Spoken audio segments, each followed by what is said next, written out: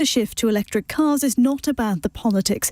Sam Hall is director of the Conservative Environment Network. He's told LBC it won't do the government any favours. I worry that the impression it's created for voters is that the party is resiling from some of its climate change measures. Changing target deadlines simply makes the innovation and the deployment and the at-scale rollout of technologies harder and less likely to happen and more expensive. A police officer will appear in court tomorrow, charged with the murder of a man shot dead during a police operation. 24-year-old Chris Cabot was killed in South London last year. Members of the RMT union on the London Underground will be going on strike again next month in a row over jobs and conditions. They'll walk out on the 4th and 6th of October. And cheaper hotel stays and plane tickets are thought to be behind an expected fall in UK inflation. It fell to 6.7% last month, the lowest rate since February last year.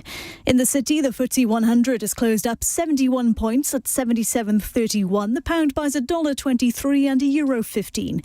LBC weather, showers in the north and west, rain slowly clearing in the south with a low of 6. A mix of sunshine and showers in the south tomorrow, some rain in the north with a high of 18. From Global's newsroom for LBC, I'm Charlotte Morgan.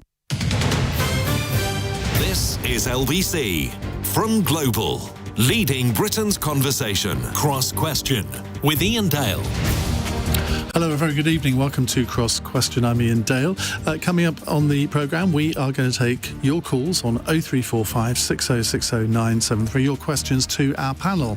And let me introduce them to you. On my far right is the Reverend Steve Chalke. He's founder of the Oasis Charitable Trust. They run 50 schools across England. He's also a Baptist church minister. Sitting next to him is Angela Richardson, the Conservative MP for Guildford. To my left, indeed to everybody's left on this programme, John McDonnell, Labour MP for Hayes and Harlington, and a former Shadow Chancellor. And to him, next to him, on my far left, for a change, is Charles Moore, Lord Moore, who's a non-affiliated peer, but you'll know him as a columnist in the Daily Telegraph. And of course, he used to edit the newspaper. And I've just found out, 25 years ago, Steve Chalke interviewed Charles, and he even remembers it, which I think is amazing. So you can, of course, watch us on Global Player as well. So let's get to your calls. Call 0345 6060 973. Tweet at LBC. Text 84850. Cross Question with Iain Dale. This is LBC. Right, let's start off with Jerry in Whitley Bay. Jerry, good evening. Good evening, Ian. A very simple question. What is the cost of net zero? And who is going to pay for it? And if, as I suspect, many are going to say, oh, well, it'll all work out lovely in the end, will they commit to backing the public and not costing them anything in the short term? When anybody says simple question and then says how much is it going to cost, John McDonnell, now you know figures, you were Shadow Chancellor. Yeah. So the question is, what is the cost of net zero and who's going to ultimately pay for it? If I recall right, the OBR put a figure on of about 460 billion. Is that all? That's the full period. So that's half of our whole GDP. Yeah. But they then added a commentary on that. Any delays, it will increase the cost, which is understandable. So it is significant. And the question is right about who that cost falls upon, particularly in the short term. And so it does pose a challenge to any government about how then you ensure that you have a system of both taxation and borrowing so that those people who can least afford the immediate costs are better protected and supported. And I think that's what the debate has come down to today after Rishi Sunak's intervention. And I think we have to recognise that my own view is the principle of the polluter pays is quite significant, and therefore those corporations that have made quite significant profits out of fossil fuels should make a significant contribution towards this. And we should be doing everything we possibly can to protect ordinary working people. And Rishi Sunak would say that's what he was about today, wouldn't he? Sort of cutting costs for people in the shorter term. And judging from some of the Twitter reaction that I've seen during the programme, because we were talking about it in the last hour, that does seem to have hit home with a few people. It will hit home for some, but the second part of what I said about the OBR is if you delay some of these things, they become more costly.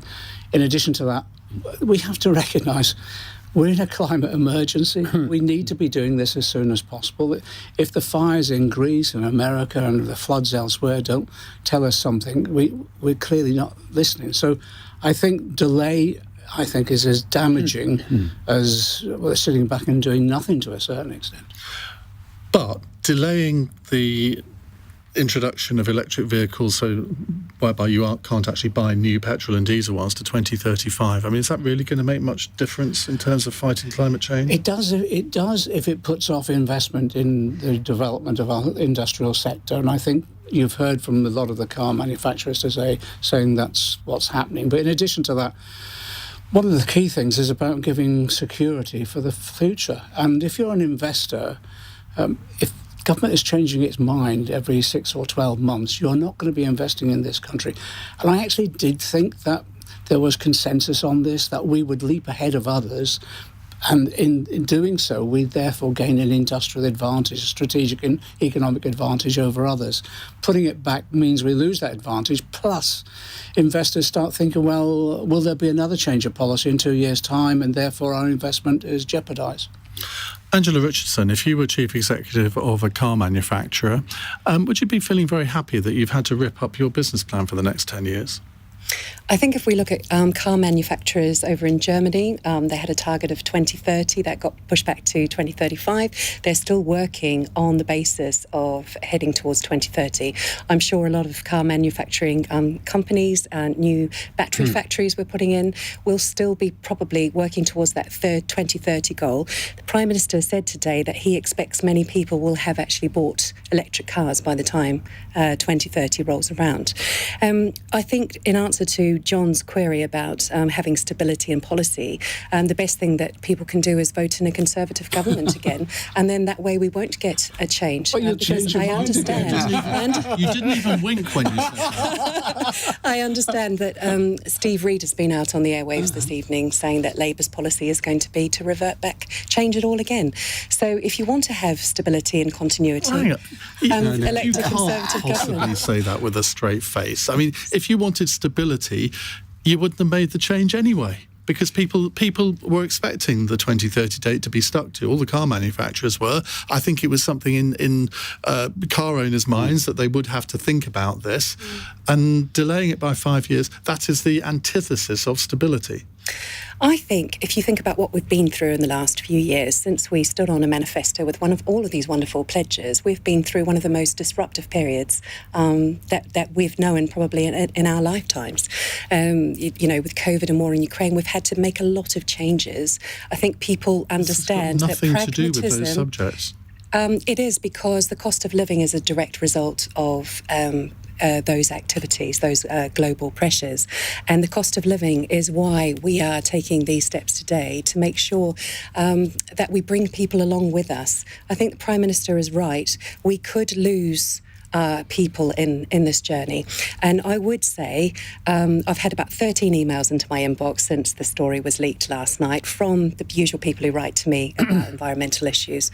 But when I do talk to people on the doorstep on a day-to-day basis, they say to me, it's really great what we're doing for the environment, but please can we sort out the fundamentals of what we need to deliver as a government, which are their priorities, and they're also the priorities that the Prime Minister set out.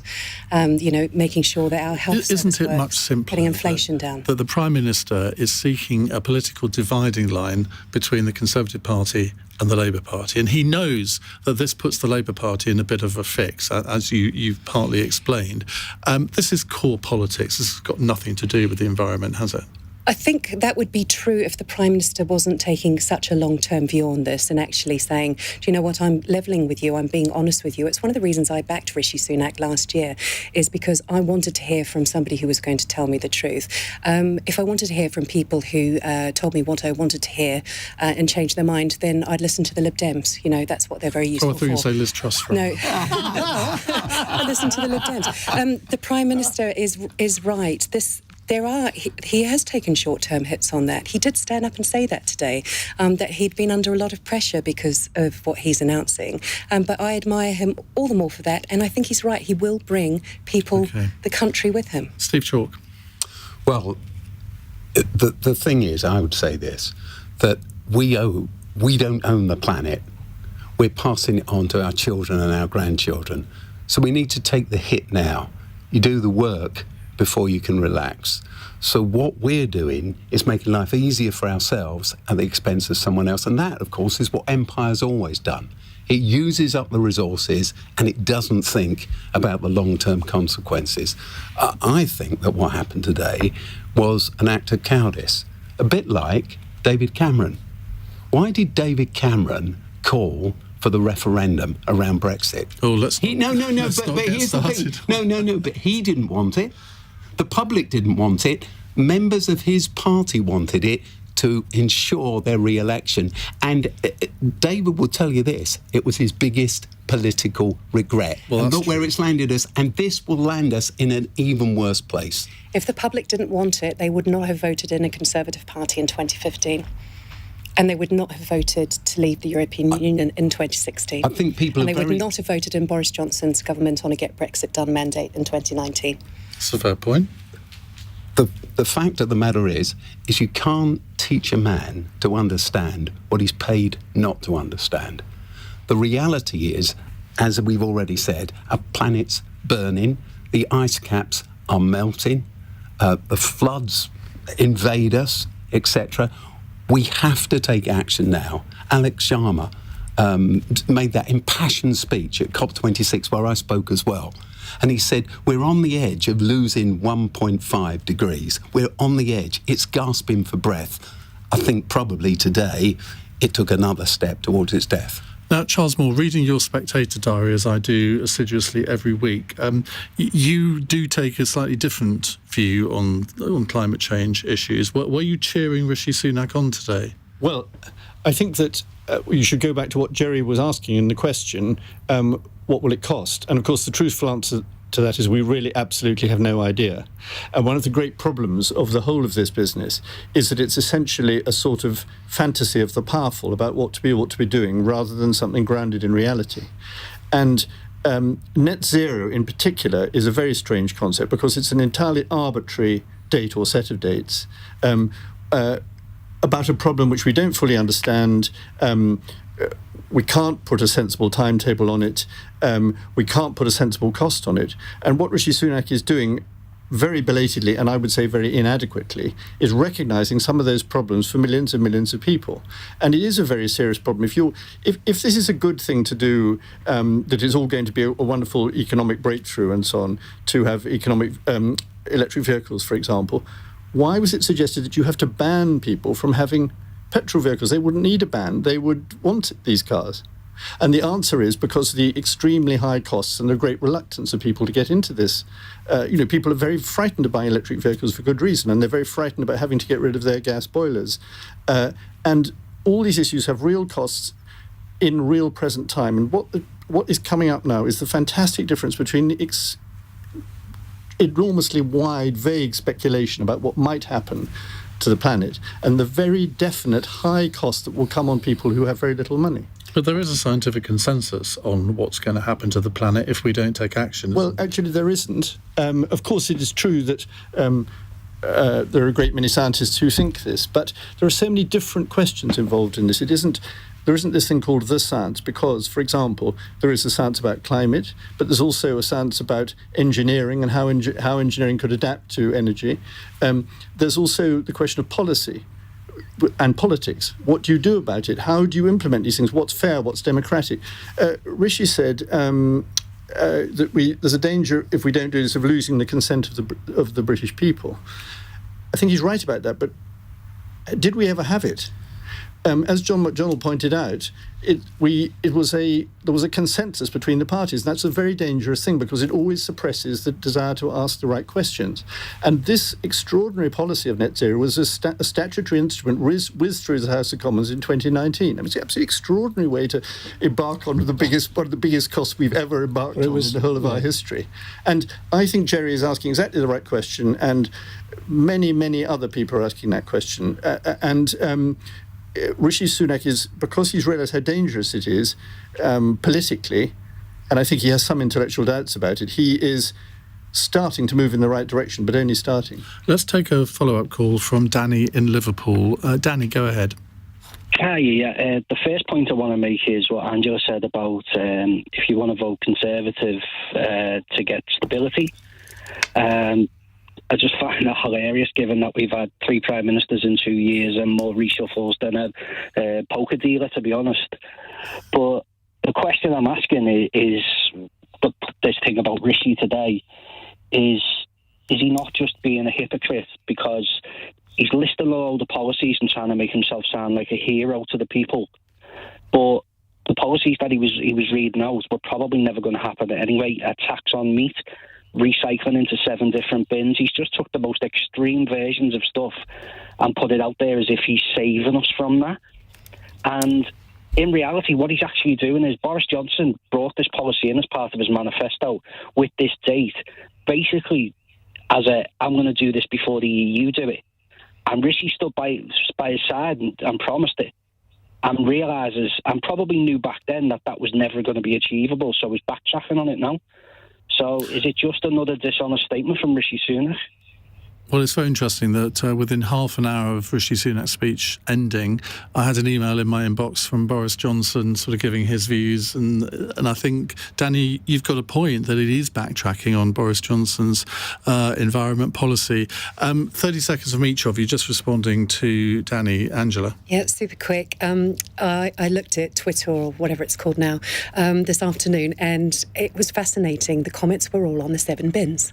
And it's because it's something that's daily, weekly in people's lives. You know, we buy a car by 2030. That's one-off purchase. But this is about sort of daily things. And I thought, right, I need to go and ask, where is the 7 bins come from? And I found several articles online. It was actually part of the Environment Bill as it was being put through. It was discussed in the committees around it, and a lot of the council's feedback that it was completely unworkable. So the 7 bins is actually a real thing. I could have told them that for free. But it's a real thing. You know, taxing on meat and air travel, we've definitely discussed those things. I would say, though, that air travel is expensive enough as it is at the moment without any further taxation on it post-COVID. Well, I'd simply say this, that the quick solution is never the good long-term solution. I disagree with you, Charles, when you say, well, if it was, people would swap their petrol cars for electric cars if, you know, they were good for them. We need legislation, otherwise half the population would still be smoking, for instance. We've overcome all sorts of diseases, all sorts of complaints because of making legislation. And on the science, you know, every kid, we have 35,000 children in our schools, and they all understand how urgent this is. Every single one of them. They look at an older generation in bewilderment that they can't wake up to it. Well, sub-question there is, should all these children in your schools be taught about this subject? But that's maybe a question for another time. Charles?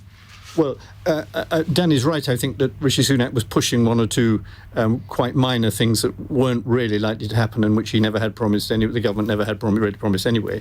But I think the key things that he's talking about are pretty important, actually, were real, will be very bad for people when they happen, and it's good to see them delayed. And I hope that the delay will mean that actually they don't happen at all. And I think this is where this may be important in the longer term, beyond the immediate politics, is that people are beginning to rethink this whole question. If you look at the resignation of Bernard Looney, the head of BP, the other day, the formal reason was to do with undisclosed relationships with staff. But part of the problem that BP was experiencing is that Mr. Looney had been leading BP right away from fossil fuels towards renewables, And that's not good for a great company, a great energy company like that. People begin to think, oh, well, maybe it's not so sensible. And I see, and you see it all over, this is happening all over the world, by the way. This is not a sort of special thing that's happening here. And I really hope the reality is at last dawning upon politicians about this. John. Charles, I think you're clutching at straws with regard to the designation of the person at BP, but there you are. Today, let's be blunt, today was as far as I'm concerned, a political stunt speech, because there's an election in 12 months' time. Rishi Sunak was desperately trying to find a divisive issue he could campaign upon, and I think it's just dangerous. We live in an uncertain world. When we're uncertain around an issue, what do? We bring in as many experts as possible. We set up a climate change committee. They gave advice on a non-party political basis to all of us. They set out a strategy which we all signed up to and have done repeatedly, even in recent months. And now we're tearing part of that strategy up. And I just think our children, our grandchildren, will just never forgive us. I think the hilarious aspect of this is the prospect of environmentalists saying, bring back Boris Johnson. Who would have thought? It's 8:20. This is LBC. If you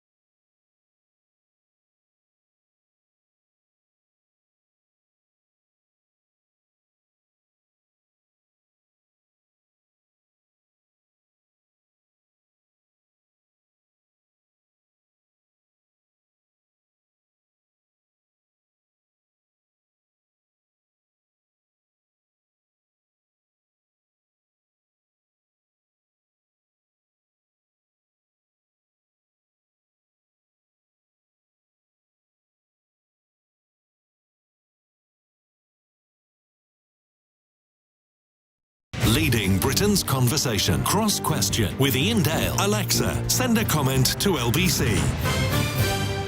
On our panel tonight, Angela Richardson, Conservative MP for Guildford, John McDonnell, Labour MP for Hayes and Harlington, Charles Moore, Lord Moore, columnist for the Daily Telegraph, and the Reverend Stephen Chalke, founder of the Oasis Charitable Trust and a Baptist church minister. Right, let's go to another caller. It's John in Sandbach. Hello, John. How are you? Just bear with me. I had a stroke a couple of weeks ago, so I might fall over me words a bit. I'll pick them up for you, John. Cheers. How much does the panel think that it's cost the country because the government's political ideologue to not negotiate with strikers, i.e. the nurses, the railways, the present moment, the doctors, the current strikers? How much is that just because of their ideology? Well, they have negotiated and come to an agreement with the nurses, but NHS leaders said today that they've had to spend millions on paying locum doctors to cover shifts during walkouts. Both junior doctors and consultants were out on strike today jointly. There are also more rail strikes timed for the end of this month and early October, and also London Underground station staff announced 2 days of strikes today, though their dispute is with Transport for London, not the government. I have to say, I think it is quite funny that ASLEF have called strikes to coincide with the Tory conference, but they've got their dates mixed up because no Tory representatives, as they're called, not delegates, go on the Saturday. They all go on the Sunday, and the strikes are on the Saturday. As they're for most probably listening. So, well, I'm sure you'll call Mick Whelan after this. Except me. Oh, you're going on the Saturday. I'm going on the Saturday. Oh, you'll have to drive. Right, Charles Moore. This is, I think, a question on everybody's lips. Why isn't the government negotiating with the unions that are striking to bring it to an end finally? Well, of course, there have been lots of negotiations, and there comes a point when you have to decide you're not going to give. And one of the consequences of the inflation, which we allowed to let rip, is that everybody very understandably tries to get more pay.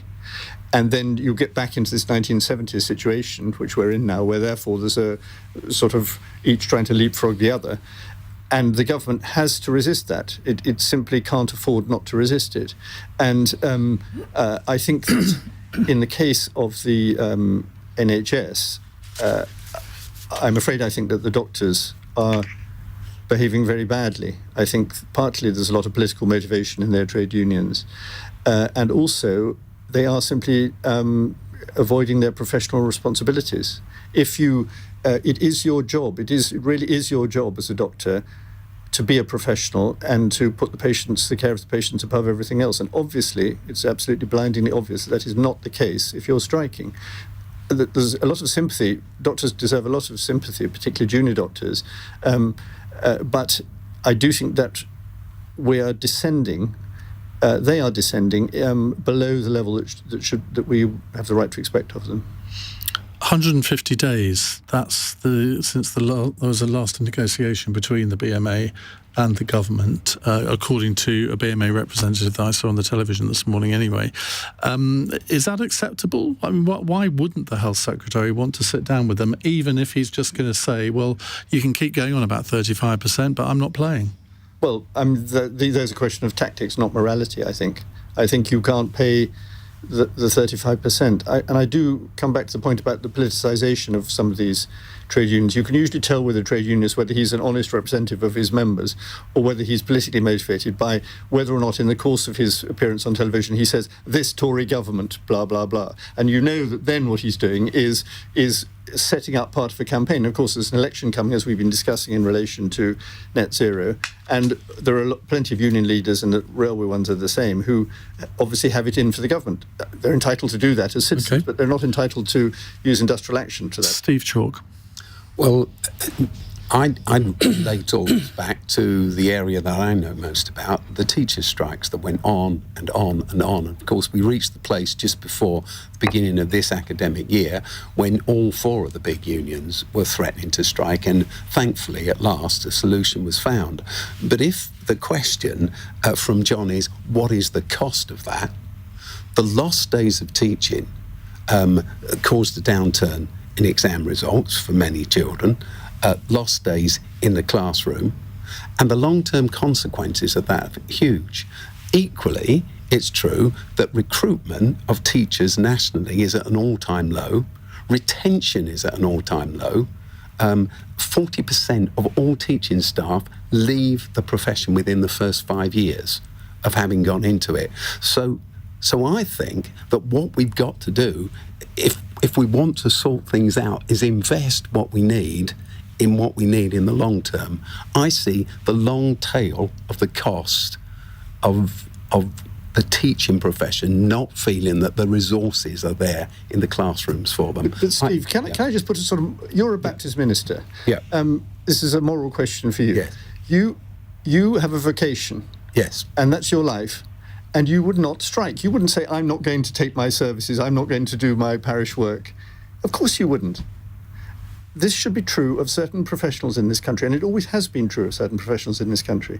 I agree with that. Yes, I do agree with that. And I think that strike should always be the last resort. Again, with the teaching staff that I know, these people love kids. That's why they're in it. They're not in it to get rich.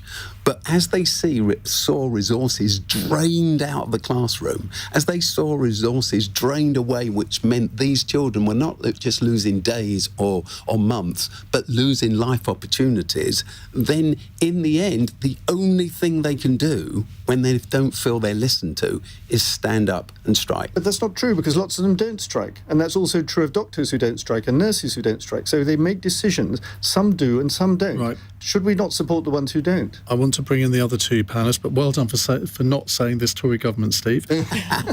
Your challenge is to say it, Angela. First, I want to say to John, I'm sorry to hear about your stroke, and I hope you were able to get the medical support that you needed immediately, and that you have a good recovery, and that your speech is clearer. Because it's a very difficult thing to go through. I think I'm disappointed with the fact that both junior doctors and consultants are striking at the same time. I'm very grateful to the staff who have come in to cover those who are striking, but those people do not belong on the picket line. They belong looking after our patients. And I think the cost actually goes to the individuals who are sitting on the waiting lists, who have had their appointments cancelled. So the staff are covering the sort of emergency work that needs to be done, but so many people's appointments that are cancelled. And I actually was out knocking on doors just 2 Saturdays ago, and somebody got a leaflet through, got in their car and sort of drove around to find me, and I had a long conversation with them, and they are incredibly anxious because they've got an issue, a gentleman, he doesn't know whether it's cancer or not, won't find out for 6 to 8 weeks, and that's quite a long anxiety-inducing time. All this is doing is making people who have got potential medical conditions, who weren't able to see a doctor or go to hospital during COVID. Was he putting that as your responsibility, or the striking doctors? No, I think he was just worried, general anxiety, and there's a lot of it in the country. And I don't think that this striking on a 35% pay request, when they've had an offer which has been agreed with the independent pay review body, with the input of unions, because I think that's what people forget, is that, the unions are involved in these discussions as well. And we can't borrow that sort of money to give them that sort of pay rise whilst we're trying to get the cost of living and inflation down. We can't add to the debt of this country. It's not the right thing to do. John McDonnell. I think it behoves all of us to, if we're going to comment on strikes like this, we actually talk to the strikers themselves. I've been on... You're the nearest thing we've got on this panel. OK, well, I've been on the picket lines, and I've talked to teachers, I've talked to junior doctors and consultants and others, and it's heartbreaking. Some of them are absolutely heartbroken because they've been forced into this action. And the reason they're here is, one, it isn't just about pay, it's much wider than that.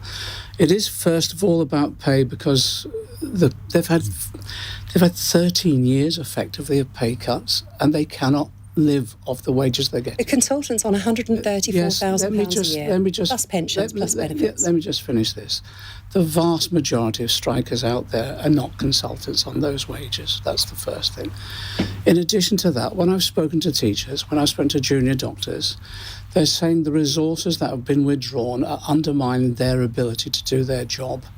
And even on the consultants, I've spoken to them, and they're saying people can't get their surgery now because actually we can't recruit or retain because they're going to Australia, New Zealand or wherever. And if we're not competitive in that, paying people the rate for the job, we won't be able to recruit and retain. So what do you do in these disputes? I've got a trade union background. I've worked for the trade unions. I was at the TUC. You negotiate. You just get round the table, and no matter how hard you find the other response, you keep talking, and eventually every dispute gets settled by some form of negotiation. Not to meet, I just think, is completely counterproductive. It just prolongs the dispute and makes it more difficult to... So what's Labour offering? Okay. What's Labour offering? My view is that you get round the table, you negotiate, and you offer a decent settlement. And the moment, my view, I would go some way. If you look at what's settled in with regard to the health workers in Scotland, they've settled at reasonable rates. And how would you fund it? Well, but it's only a third of what they're claiming in England, isn't it? No, it's true, but if you listen to the noises... If the BMA actually came out and said, look, we realise we're not going to get 35%, we're happy to negotiate on that, but they never have. Well, they have. They've said they're willing to negotiate, and they're asking now for the Secretary of State to get around the table to negotiate. Why doesn't just try it? We're running very late. I'd love to continue this one, but we do need to move on to another subject. But first, we need to get the LBC News at 8:34 with Charlotte Morgan. The Prime Minister is insisting delaying a shift to electric cars is not a short-term decision aimed at winning the next general election. In a speech today, Rishi Sunak also said there'd be more time to transition from gas boilers to heat pumps. Members of the RMT union on the London Underground will be going on strike again next month in a row over jobs and conditions. They'll walk out on the 4th and 6th of October. And cheaper flights and hotel stays are thought to be behind an unexpected fall in UK inflation. It dropped to 6.7% in August, the lowest rate since February last year. LBC weather, showers in the north and west, rain slowly clearing in the southeast with a low of 6. LBC.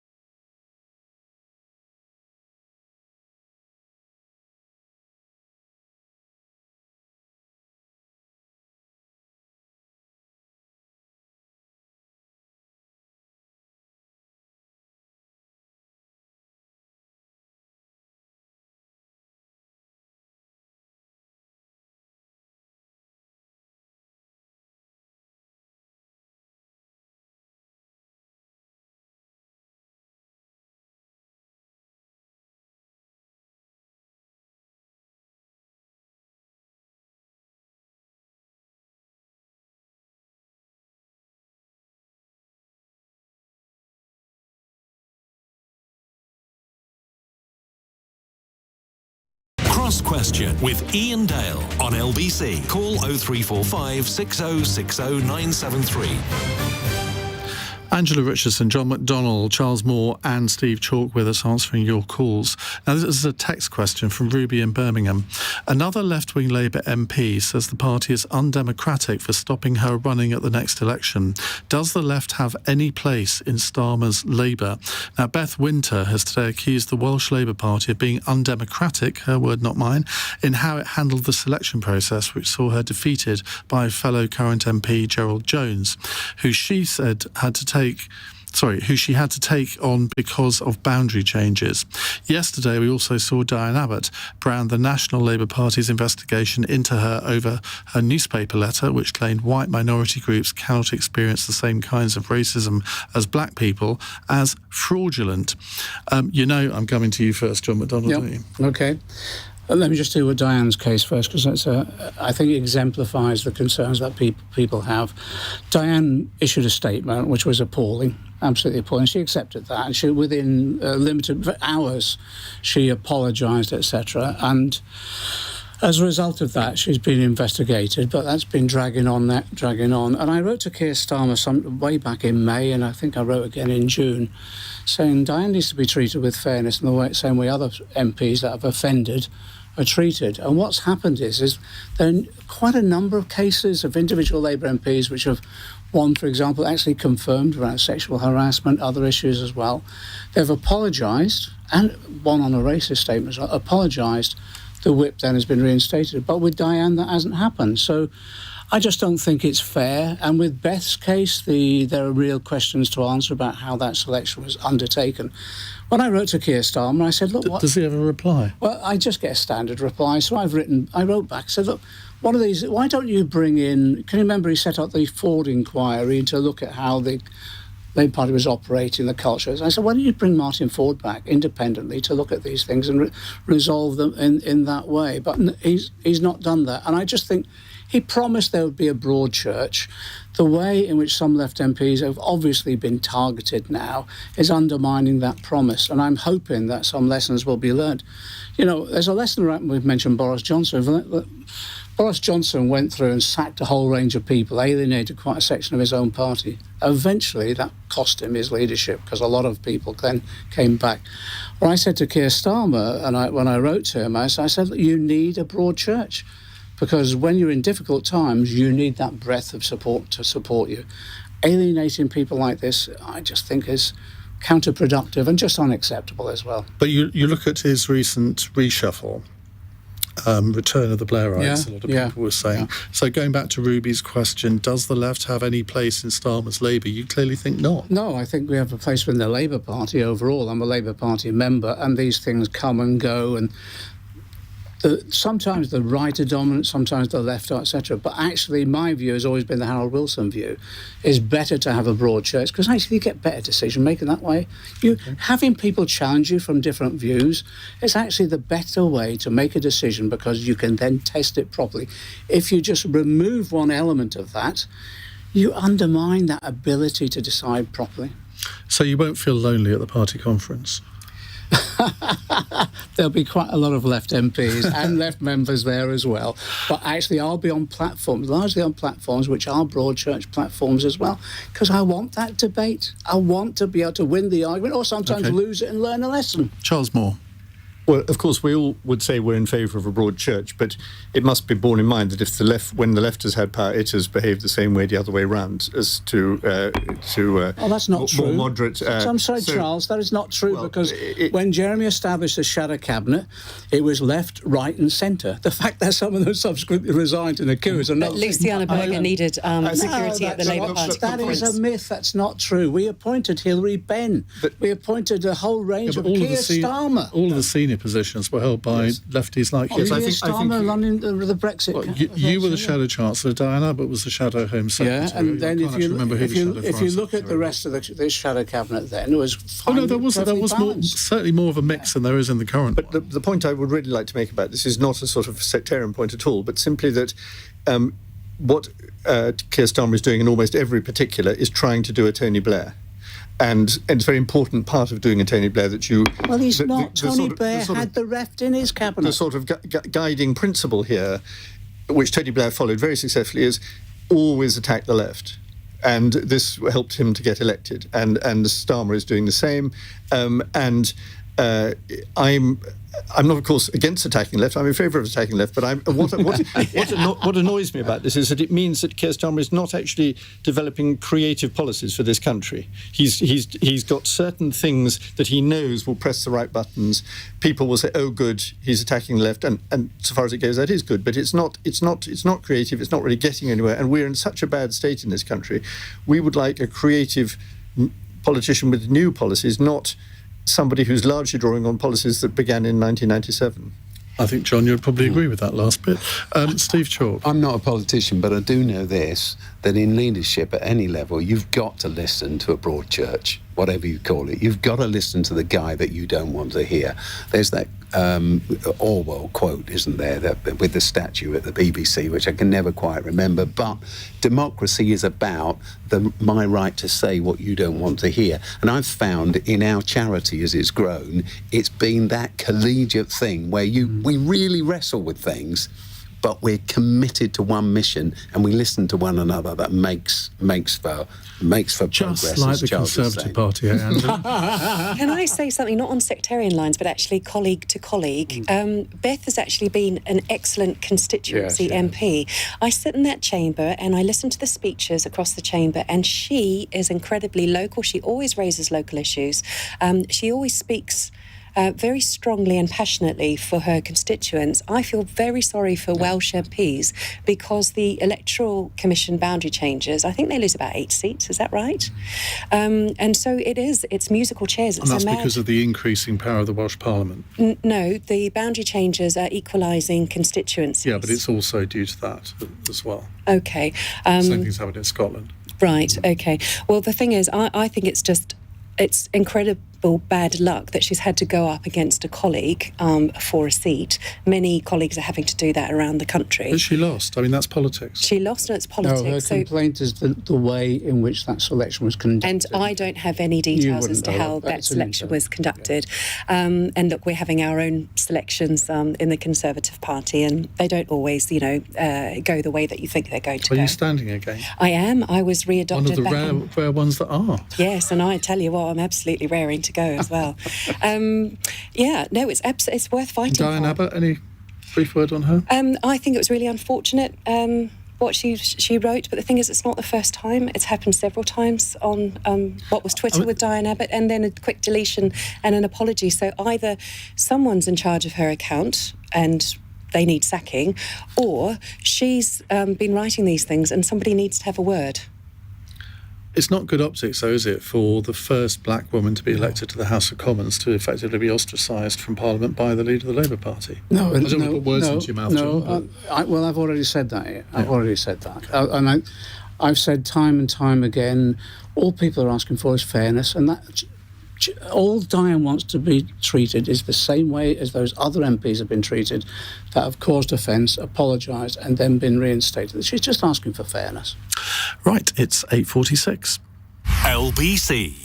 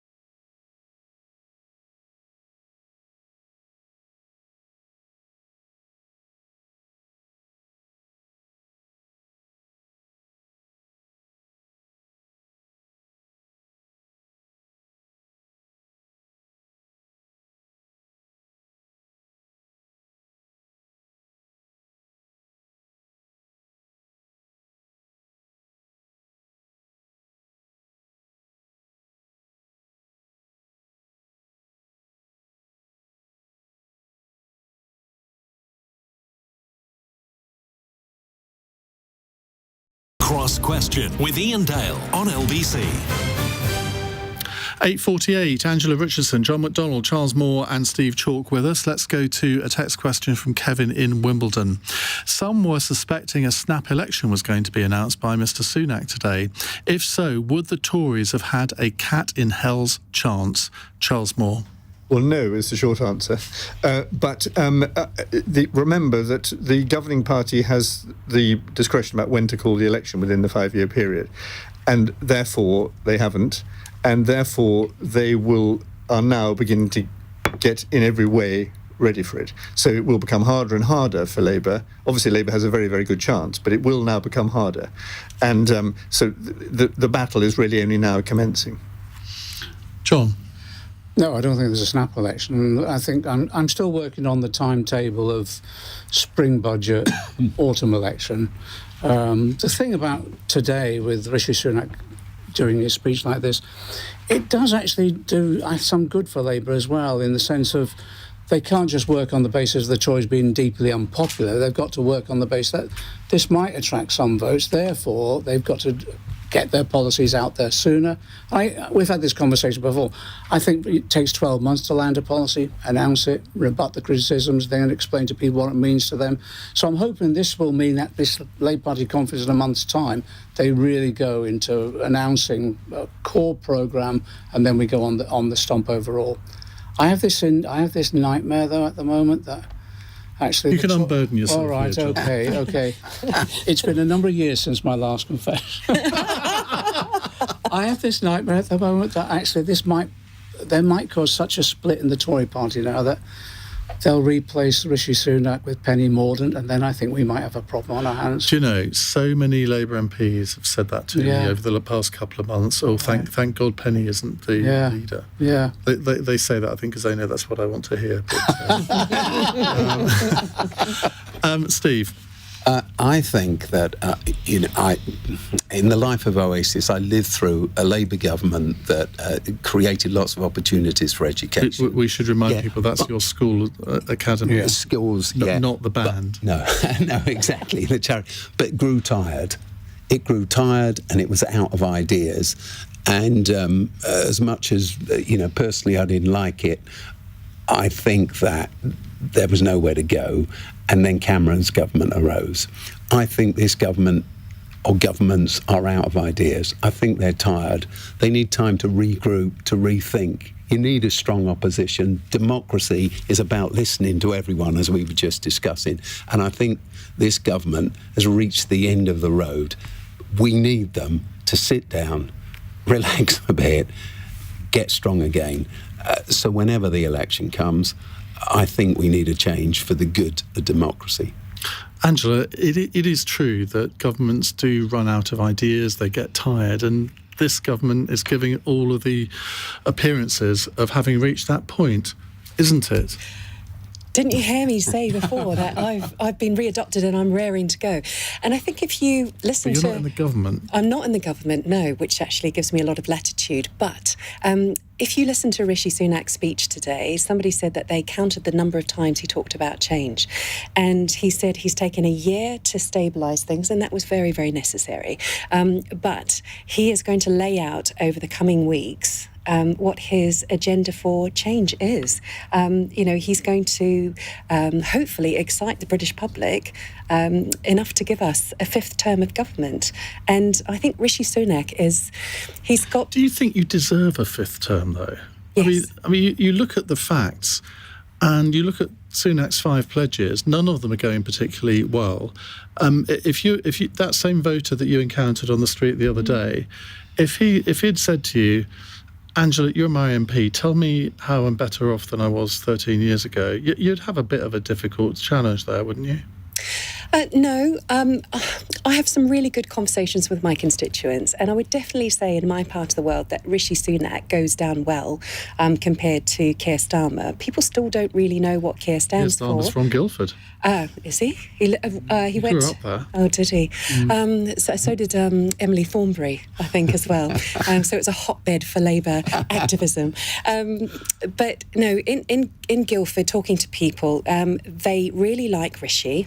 and they like him better than Keir Starmer. So that's the data that the national polls show the opposite. And Keir is starting to say some things that people are scratching their heads on.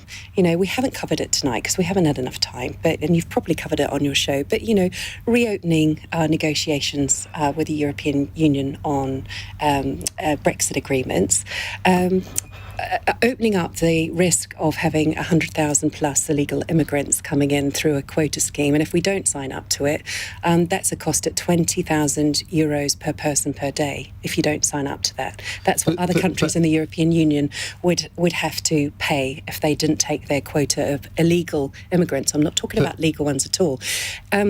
There is no way he was going to call a snap election today. I did have a dark moment where I thought, I hope that podium's got something on it and it's not completely blank. But look, we're fighting by-elections at the moment. I've got a county by-election. Don't mention candidates. No, I'm not mentioning candidates, no. But we are, you know, we're in the middle of doing stuff. There was no way a snap election was going to be called.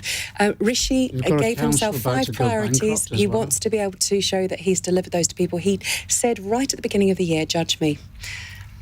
Hold me to account on these. You know, very rare to get a Prime Minister to say that. But Angela, just on the immigrants thing, I worked with the UN for 8 years around human trafficking. I was a special advisor to them. The government's out of ideas, isn't it? It's exhausted and nothing's getting better. And that's not. I'm not being partisan. I just believe that you need to regroup. You've got a ton of energy, but I don't think the government's got energy, and I don't think the government's got ideas. We signed an agreement with Albania. We've seen illegal migrants from Albania drop by 90%. We're 20% down. Election campaign has started. Seriously, we're 20% down on Let's just do a follow-up question here on this from Kenny in Liverpool, who says, what do you think the chances are of the Lib Dems being the next opposition and the Conservatives wiped out? Now, just by the way, Lib Dem Deputy Leader Daisy Cooper will be joining me in the studio at 8 o'clock tomorrow night to take your calls, so you can ask her. It's their conference, which starts this weekend. I'm going to be in Bournemouth on Sunday evening to host a For the Many Live with Jackie Smith and Layla Moran. We even got a Meatloaf tribute act singing at it. Can you believe? Now's the time when you say you took the words right out of my mouth. Now, so the Lib Dems, chances of them being the next opposition and the Conservatives wiped out. John McDonnell. I doubt it, but I tell you, the way the Conservatives are splitting at the moment and dividing, the sense of division that there is amongst the Conservatives, and also a sense of almost despair that most of them think that, well, a lot of them are looking for other jobs now and giving up anyway. So not Angela. No, that's true. But anything could happen. I can't see it, but anything could happen. I think you could have a Conservative Party that is in opposition for a long period of time. Of course, your seat was a Lib Dem seat at one time. Sue Doughty, 2001 to 2005. So that must be a bit of a concern for you. 52% of the voting population are women. The Lib Dems can't even define a woman. If they think they're going to get a vote on that basis and form the opposition party, they've got another thing coming. I'll remember to put that to Layla Moran on Sunday night. No, but in all seriousness, though, they are your main opposition. You must have the odd night where something goes wrong for the government. You think, well, that's me done for. The thing is, it's a choice for people between Rishi Sunak and Sir Keir Starmer, not Ed Davey. Most people don't even know who Ed Davey is. They might have heard of him, but they've got no idea who he is. I know that he thinks a woman can have a penis. So, you know, and that is... I actually don't think... I do think on the old Clinton thing, it's the economy stupid that overrides all of that, no matter how much... What you're going to say there. Yes, I know. You mentioned Clinton. No matter how much you try identity politics, I think it will be the economy. Can I tell you what it does? Let me just finish this, Angela. The good thing about today is actually I think it has started the election campaign off, and therefore all the parties now will have to come forward and say, this is what we believe in, this is the society we want to create, and this is the programme that can do it. Yeah. And I welcome that, to be honest. But the Lib Dems are never, ever going to be in government, therefore what they say doesn't even matter. Well, they were in government with you a few years ago. Would you put your money on the Lib Dems being the opposition? Me? Yeah. No, absolutely not. Exactly, there you go. He's a Tory. Steve Reid, I thought, was brilliant today when he came straight out and said, we're stick. with 2030. We won't switch to 2035. And it's to that point, isn't it? It creates a bit of clear blue water so you know what you're getting. I do think every child should learn about climate change as part of their education, by the way. I think it's pretty important to the future of the planet. I was just trying to wind you up. Our schools, they do. Right. Our fun question, you may have noticed, those of you who are watching, that Charles Moore has left the building. It's because he had to get a train at 9:08 from Waterloo, so we let him out a little bit early. The fast runner. Tim is in Bristol. He says, Greggs has come under fire for sending Rishi Sunak's local branch in Richmond in Yorkshire some images of Richmond, the one in southwest London. What is your worst geography fail? Steve? Well, my worst geography fail wasn't to do with the photograph. It was then when I first had a car that had a sat-nav, and I told my wife, this is a fantastic car. You just type in these letters, and we were going to Swanwick.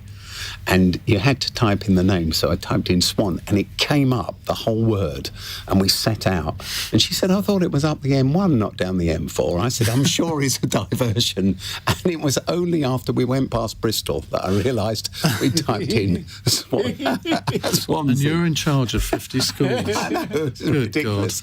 God. Angela? So I'm from New Zealand originally, so I should have an idea of geography, but I had a big geography fail in front of my mother-in-law, who's English. When I asked my children, because foreign policy isn't my strong suit, where North Korea was in relation to China, and she absolutely had to go at me and said, if you're an MP, you need to know things like that. I was like, oh, right, okay, chastise. Everything Google. But yes, no, major fail in front of my mother-in-law. Where is Cambodia? Oh, gosh. Somewhere near Vietnam. Correct. John? I've got several fails. One of them is when I was young and in the local Hayes Labour Party, I would book speakers. And on one occasion, I think it was with Robin Cook as well, I forgot to tell him it was Hayes Middlesex and there's Hayes Kent. So eventually, we didn't have mobiles then, at that point in time, so I had to go and phone his office, and it came through. He's on the platform now. I said, but I'm here. There's no one there. Kent. The other one, actually, at one time as well, I think I was going to speak in Great Yarmouth. I was brought up there, and people arranged. You ended up on the Isle of Wight. Well, people arranged the journey for me to go to Yarmouth rather than Great Yarmouth, so I had to immediately. I did pull that one back, though. Mind you, that was my fault for not being clear enough. Well, I remember when I was a parliamentary candidate and Boris Johnson came to speak, or was due to come to speak, and I had been warned that he could be a bit disorganised. I'd spoken to his secretary, I think, 3 times, so I rang him up he was supposed to get the 9:10 train from Liverpool Street to Norwich, and I rang him up at 9:10. I said, you on the way to the station, Boris? Yes, I'll be at King's Cross very shortly. So had to think rapidly, so he ended up going from King's Cross to King's Lynn, and I then had to drive like 60 miles across Norfolk to get. Anyway, I don't know why I'm relating that one. Thank you very much indeed to all of you for appearing on the programme tonight. Coming up next week on Monday's panel, we have the Disability Rights Campaign and Crossbench peer and 11-time Paralympic gold medalist Tanni Gray-Thompson, the Financial Times political correspondent Lucy Fisher, and the former Labour Party advisor Tom Hamilton. So do make sure you tune in for that. Coming up in the next hour, you may remember that, 6-9 months ago, we spent a long time talking about the protests in Iran, about the treatment of women and girls. Well, today, Iran's parliament has passed a controversial bill that would increase prison terms and fines for women and girls who break the strict dress code. Basically, if you don't wear the hijab, you can get 10 years in jail. So what was the point of all of those protests? Because they've amounted to actually stricter laws in Iran. We'll get your reaction to that in just a moment. And what can be done about it, apart from the Foreign Office issuing a condemnation? 0345 6060 973.